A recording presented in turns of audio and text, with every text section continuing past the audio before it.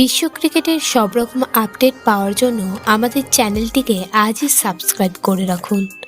বুধবার টস জিতে ব্যাট করার সিদ্ধান্ত নিয়েছিল কেকেআর অধিনায়ক শ্রেয়াস আইয়ার। দিল্লির অধিনায়ক ঋষভ পন্ত জানালেন টস জিতলে তারাও ব্যাট করতেন। সুনীল নারিন প্রথম থেকেই ছক্কা হাঁকাতে শুরু করেন।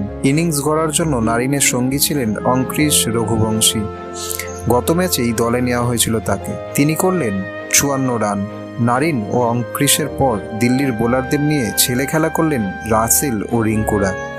তাদের দৌলতেই কলকাতা তুলল 272 রান।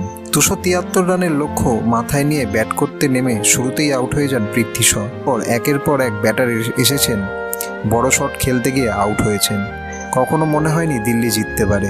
দিল্লির বাকি ব্যাটারেরা রান না পেলেও অধিনায়ক পন্ত 25 বলে 55 রান করলেন। 3টি ম্যাচে 3টিই জিতল কেকেআর।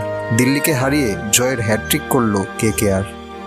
ভিডিওটি ভালো লেগে থাকলে বাংলার ক্রিকেট চ্যানেলটিকে অবশ্যই সাবস্ক্রাইব করে দিন।